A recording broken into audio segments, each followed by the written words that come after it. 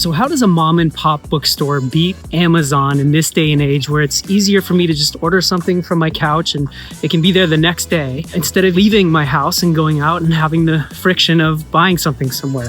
Well, the answer is going to be revealed to you in this episode of Takoma Podcast. And Megan and Matt Bormet are going to teach us how basically this is not a bookstore at all. It's something else in disguise dressed up as a bookstore. And that's the real beauty and what makes it work. It's also interesting that even though they're kind of an against the odds story, they had a pretty good idea that this was going to work when they started it. And that has to do with this community at Takoma Park and a few of the things about it, which they will share with us in this episode. So their parents, they have 3 kids. Their youngest makes a big appearance in this episode, which you'll get a kick out of, I'm sure. We know them from school, and they are tremendous entrepreneurs who have built an amazing business that's actually allowed them to quit their full-time jobs and focus completely on this and support their growing family. So we're on Westmoreland here in Takoma Park. You can see behind us the cool signage, and you'll see some more in here. And then we will go in and talk. And in the beginning of our conversation, we're going to focus where we'll start a lot of these conversations, which is basically what brought you to this area, what appeals to you about this community, and why did you choose to settle here and open up this really cool business? Megan and I moved to Takoma Park 5.5 years ago with our then just one kid. We always liked Takoma Park and always wanted to move here. The downtown is charming and it has the ability to walk places and bike places and not get in the car all the time, but at the same time have sort of a backyard and some space for the kids to run around. When we got here, we were like, let's go to the local bookstore. I'm sure there has to be one here. And there wasn't. And that went from us sort of talking about someone should open a bookstore here. You know, the kind of conversation that I'm sure you've had with your wife about, you know, somebody really are. What a great idea that is. And then you go bet number again. We then went to, it was still pandemic times. And so we went from, someone should do that to how would we do that? And then let's go get trained on that. And how you sign a lease and what's an SBA loan, 7A program. And sort of, the analogy is little fix on the way up on the roller coaster. And then you get to the top where you sign a lease and you go down to it with fast. The journey here to get to this point was it took a long time. You were going through a lot of frustration of, we really want to open a bookstore. We really want to open a bookstore. Nobody else opened a bookstore before us. And then we found a space after a lot of discussions with our then landlord. So yeah, that's why we're here. And so the idea of the space is that it's not just a place where you walk in when you know the exact book you want and we have it on the shelf and you walk out. We want to be a place where people can linger, where people can browse around and learn about other books that are out there they might not know about, where they can come to an event and hear an author speak, both well-known authors and newer authors. You have poetry here on a pretty regular basis. Got kids events. We've got 14 different book clubs. We're constantly trying to have things happen here.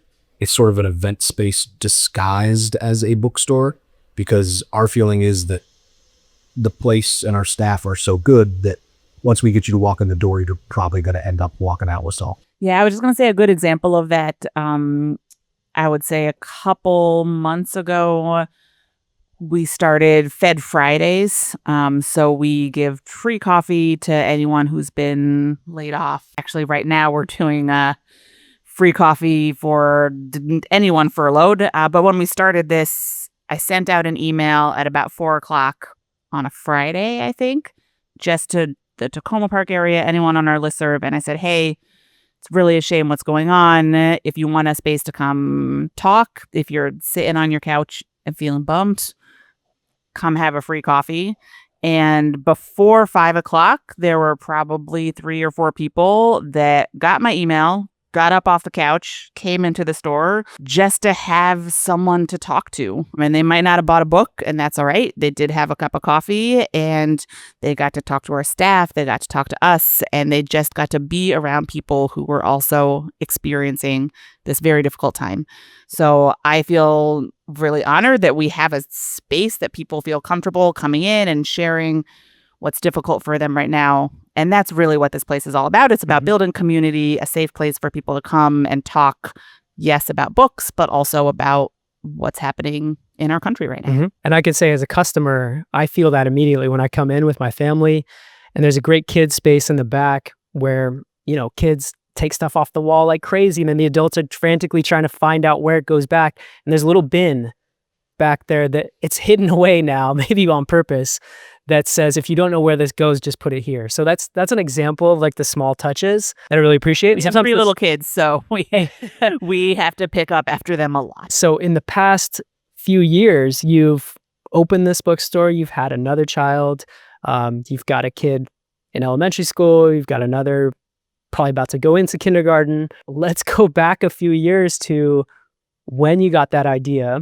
Were you on the same page about this as a couple? What were the first steps in that journey? I'm lucky to be married to a person with a very complementary skill set to mine. Megan is good at a lot of things I'm not good at.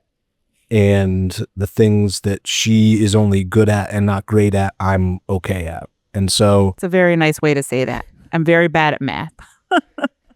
So, I think actually having a couple of kids is a good test for running a business together. The logistics, as you know, alone of running a family while you have a job and other responsibilities require you to work together, or you drown, and communicate well, or you're going to end up screaming at each other all the time. There's a reason the divorce rate is what it is in this country. Yeah, Megan and I think have kind of been on the same page about this place 99% of the time. I think we disagree every now and then about maybe aesthetics or, something small about should we do this event or not. But in the end of the day, I think we both trust each other's instincts, and that's a really valuable thing to have, not just in a wife, but also a business partner. We spend so much time together here and at home, and I don't know that either one of us would survive if we had like the other one left for a week. And I think we still like each other. I like you. I think so. We just celebrated our 9th anniversary. Congratulations. This month. So early on, I think our plan was we tried to approach this really conservatively in terms of finances and things like that early on. So Megan is the most financially conservative person you can find.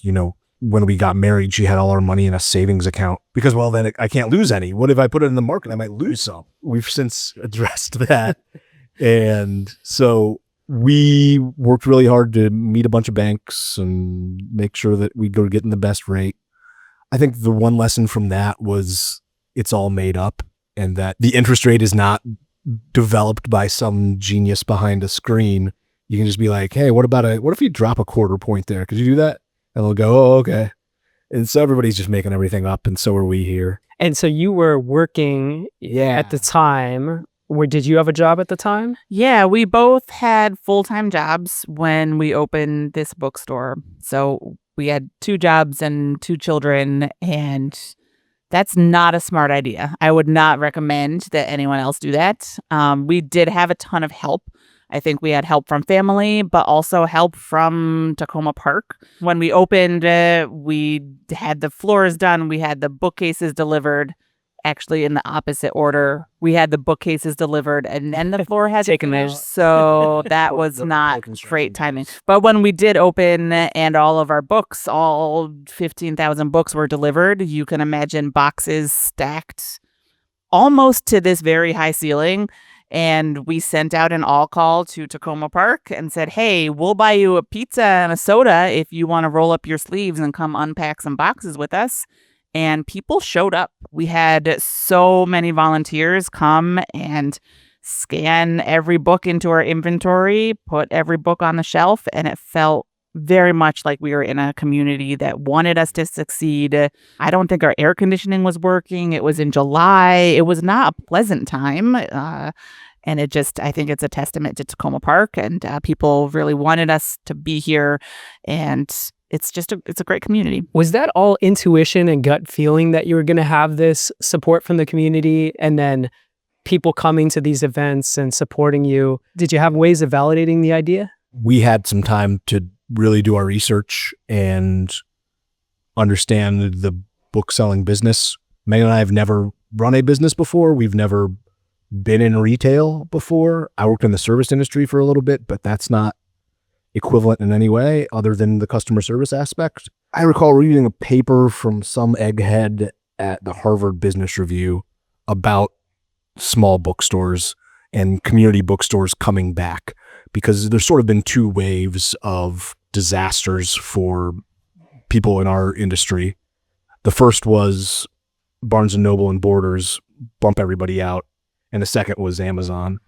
And the comeback has been largely around places where people are passionate about their community, where people are well educated, and where they have a little bit of money. And all three of those for Takoma Park, really good. You know, there's some statistic about, I think citywide, something like 50% of adults have master's degrees. It's insane. And so we knew that the demographics were right for this space. I think also there's a vibe of left-leaning, interested in the world around them, a lot of federal employees who work in international stuff. And so we knew that that was going to be helpful. I don't think we knew it was going to be successful. Our plan was that after 3 years of being open, Megan would quit her job. Mm-hmm. And after 5 years, you would quit your job. I might quit mine. And it's 2 years in, and we both now work full-time at the bookstore. Yeah. And so we've been really lucky to, you know, we're still working hard, and there's still going to be a lot of challenges in the future. But this place now feeds a family of 5. Yeah. At least it has for the last 3-4 months. You know, one note you mentioned earlier, how the mission isn't to, you know, have every single book when someone walks in, but to be this community space to show you the book that you may not know you need at this moment. And I'll also say people should be aware that you can call and order books, right, if they don't have it in stock. Yeah, we do a lot of special orders. That shelf fills up pretty fast. We can get most everything in a week or less, and then, you know, you don't have to pay shipping. The other part of that is, for most books, do you need everything in a day or 2 days? Is the plot going to go away for the new Brendan Slocum book if you don't read it in 2 days? That's one advantage we have too, is just that people have figured out that it's not that hard to do this, that for a long time this was the way you got goods and services. Yeah. And I think the fact that our online competition is increasingly evil and eviler every day probably turns some people to us as well. Mm-hmm. Yeah, I think a lot of people are looking for an off-ramp from Amazon. And I know we do still see a lot of Amazon trucks in Takoma Park. I agree, it's really hard to let go of that. But once you do, you start to remember what life was like before it. And you start to walk to the hardware store to get batteries. And you start to walk to the bookstore to get your books. And you pick up a burrito on your way home. Like, there are a lot of ways that Takoma Park makes that feasible. And you get out of your house and you see what's going on, and you run into people and see some of the businesses that will be featured on this show. Walking around, it's beautiful, first of all, but then also one of the great parts of owning a store too is we walk down the street and I'm going to know somebody, and I'm not going to get that at home. Kurt Vonnegut has this great anecdote that I'm probably going to butcher about, you know, he needed a manila envelope or something like this. He needed to go buy an envelope. And his wife said, why don't you just get it online? It'll be here in 2 days.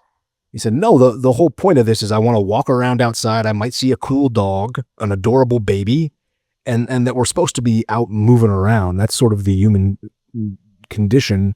And to be stuck in your house on the computer screen is the worst possible fate. Yeah, we have convinced our children that Mr. Rogers is the greatest show of all time. So when we watch Mr. Rogers, it reminds us a lot of Takoma Park, where we bike our kids to school and wave to the crossing guard and say hi to the mailman. And it's just a very, very much like a Mr. Rogers neighborhood in a very good way. Yeah, one of my most pleasant experiences twice a week is I go to the Truist Bank around the corner, and the nice people that work there know who I am, ask me about our baby, are generally just pleasant to be around.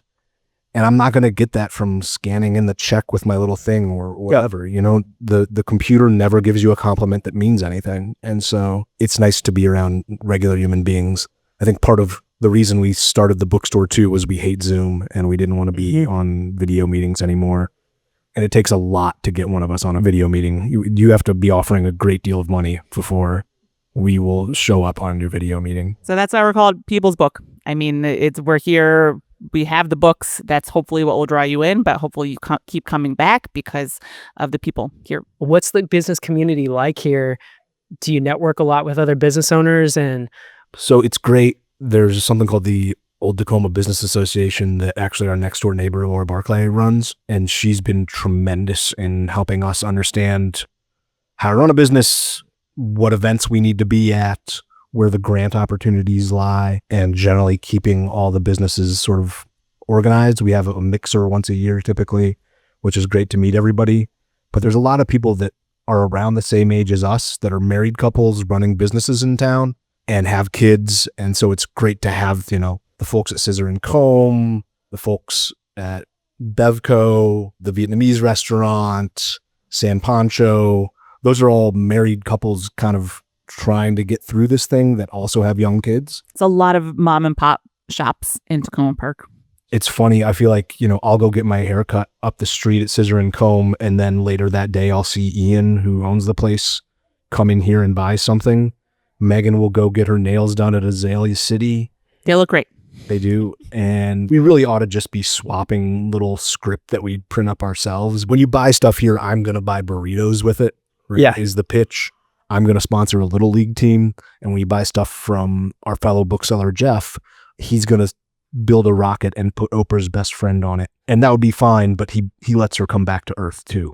Or he donates to the, Trump campaign, or goes and builds new AI bots to provide nothing new to the world. It is sort of part of our pitch is that all of these local businesses rise together. I love our neighbors at Wowdy next door. We have a community radio station that we're an underwriter for and that I have a show on every other Monday night from 8 to 10 p.m. Days have gone by with Matt Bormet. No free ads. Yeah, sorry. Well, they're a nonprofit, so it's really a public service announcement more than anything else. A lot of parents around your age, working with kids around in this area. There's a lot of millennials, maybe older millennials or younger Gen Z. And it's almost like when I come in the store, I kind of experience a little nostalgia to when I was a kid and the Scholastic bookstore. And I wonder if that was kind of intentional on your guys' part. There's certain books that were hot when I was a kid. I don't know if they're still in print or if they're older, but little I Spy books and stuff. And it brings you back in a way where you're living this new life as a parent, but you're also kind of reliving that imaginative life as a kid. Yeah, I think when you have kids our age, we have a 6-year-old. I think I'm at the stage where I'm trying to force my favorite books as a kid onto him for better or worse. So I bring home, I'm like, we have to read Harriet the Spy. It's a great book. He does love The Wild Robot, which is a new book on the shelf. Mm-hmm. So I think we definitely have a market of parents who want to pick up the book that they remember as a kid. We're also partnering up with Mary Pin, a craft store around the corner, and we're doing a 90s Scholastic throwback book fair with booze, so more fun. And you can, read Goosebumps and drink a cocktail. We're trying to make some money off of that nostalgia feeling. It's a hell of a drug. We've got a Richard Scarry print machine, and I thought it would be children that would want cute little Richard Scarry prints, but no, it's all 30-year-old women on Instagram who are trading them with each other like they're Pokemon for millennials. People are coming in and saying, hey, can I have $30 worth of quarters to put into your vending machine? I'm running a laundromat now, so... Let's talk about some of the stuff that you guys have that's a little, off the beaten path. The zines, for example. Yeah. So tell us your history with that. Were you a punk rocker? Were you into kind of the zine scene? I'd love to hear some of that. So I grew up in Portland, Oregon in the late 90s. Kurt Cobain died in 94, and so I was 12 years old. So I just missed the grunge thing. But at that point, Dandy Warhols were around. There was Sleater-Kinney was huge band for me and my friends growing up. All the cool girls at Sherwood High School liked Sleater-Kinney. We'd take the bus from Sherwood, Oregon into Portland and go to Powell's, the big bookstore there, the biggest bookstore in the world, I think. And they had a big section of zines. And I was just always blown away by some of the crazy politics, leftist stuff there. They had The Onion in print in 1997 or whatever. And so I always thought that was a cool thing. They were also, it was like $2 for something that showed you what was cool in town. I was always, every Wednesday, would read the alternative newspaper there. Portland had 2 at that point too. It was a big like alternative press town, and I think it still is in many ways. And when we opened, Megan said it would be okay if I had one side of a column with zines on it. And I picked out a bunch of ones I thought were cool. And then I think we both thought, like, this isn't going to make any money, but it'll be something interesting that we can talk about. It turned out people love them. And it's the exact sort of thing where the goal here is you walk in and you find something you didn't know you needed. The zines have now, frankly, they're a moneymaker for us. The price point is right where somebody who doesn't have a lot of money, like a teenager, can come in and spend $2 and get something cool they can go show their friends. We'll have people come in and spend $150, but walk out with, 25 zines. It's also a fun way to support the people making that stuff. The publishing industry has a lot of problems, and it's really hard to get your stuff out there. But if you can put together a nice looking product on your own, which a lot of these guys are doing, and do it in a way that you can make a couple bucks, I think that's sort of a better place to be than uploading your stuff onto the internet and God knows if anybody actually ever sees it. Yeah. I think it's way more meaningful to have one person have a paper copy of your writing in their hands looking at it than it is to have 1,000 people look at it on the internet and then click away after 2 seconds. We're a big family store, obviously. We have Gus here with me in my arms. Hopefully he'll go back to sleep. But, our 6-year-old son has a zine that he made that's on the shelf. There's a children's business fair that happens once a year around the corner. And last year, Matt went to the business fair, and I guess there was a table of kids who had made their own zines, and they're amazing. The zines are amazing. We bought a bunch of them wholesale, and now we sell them at the store, and people buy them. So kids can make money too. Is there something special for you, a section that you particularly love or an idea that you had that's kind of like your thing here? I love our children's section. I am a former 3rd grade elementary school teacher. I was a reading coach for elementary school. I worked in schools for 15 years. And if you worked with me, you would be really tired of me saying this, but I love finding the right book for the right kid at the right time. There's something really, really special about that, especially for a kid who is not super into reading. It's just because they haven't found the right thing yet. So we have a huge kids section. I remember working with a consultant when we put together our opening inventory, and they told me, you have way too many kids books. Like, this is not a good business plan. And I would not budge on it. She was wrong. We expanded our kids section.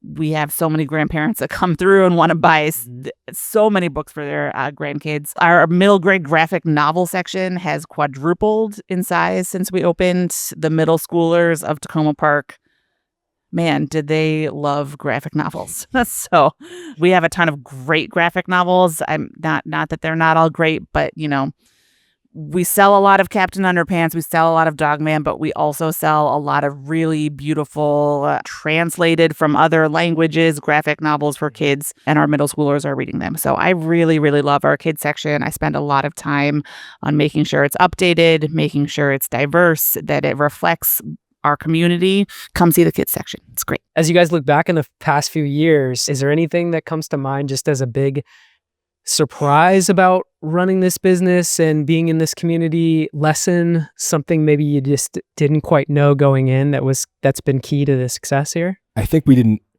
know that we were going to be open as much as we are. That was the big lesson early on. Yeah, the hours are you're open a lot of hours. And that was sort of our one big sort of roll of the dice early on. Was we originally were open 6 days a week, and we'd close at 6 o'clock on weekdays. And I think we just thought, look, if this is going to be a community space, you kind of just have to be open all the time. Yeah. And so we ended up being open 9 a.m. to 8 p.m. You put yourself in the shoes of the customer, and you're like, okay, I'm going to try to get off the metro and sprint to the bookstore before 6. Right. And also now you don't have, because it's the same every day. We're just open till 8 every day, and we're open at 9 every day. And you don't have to think about, hey, is the bookstore open? I got to check the hours. I wonder if they're there, and you don't get disappointed. We're also open early. We open at 9, and a lot of people had questions about that early on. They said other businesses don't open till 10 and 11 o'clock.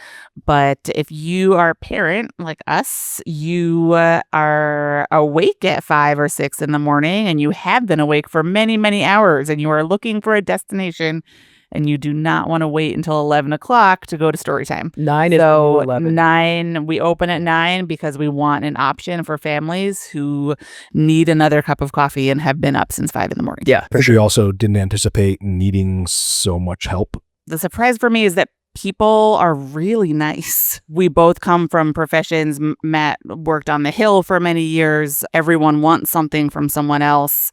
I've worked in education, and yes, kids are great, but every day there's something hard, and there's a parent or a teacher or someone that has a complaint. And so I was really expecting maybe having more trainings with our staff about difficult conversations or difficult customers, and what are we going to do if someone's really frustrated. And that doesn't really happen. I don't know if it's Takoma Park, but everyone, they come in and they hand us money and then say thank you.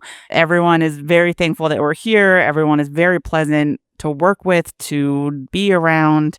Everyone's just nice. That was a big surprise for me. Yeah, we used to ask in every interview, like, have you ever had a difficult conversation with a customer? And now it's like, I would love for someone to come in here and mess with me. I would be delighted to kick someone out of my store. But All right, well, you heard it here. the rules are, it's a 3-strike process, and I'm strike 3. Anything you want to share about future plans, even things that you kick around? One thing that is definitely on the horizon is we are getting a new patio, a new deck on the side. People ask us a lot about, can we have our writing group here? Can we have a tabletop game night? There's a lot of things we want to be able to do, and we don't have tables in our store. We don't have space for tables. So come 2026, we will have a brand new patio with space to do a ton more creative events. I'd like to keep leaning in on the zine stuff. I'd like for People's Book to have its own in-house zine that we put out a couple times a year, if not more. I want to do a music zine with Wowdy next door, the radio station. There's this space underneath our parking lot. I was going to ask about that. Yep. Because I go to the park across the street. There's a great urban little playground across the street. And I look over and I say, is that where the coffee's going to be, guys? Yeah, our manager already came up with a name for the space downstairs that we don't have yet, which is called People's Nook. I think if we were to expand, that's an ideal place. It's not fit for human habitation at the moment.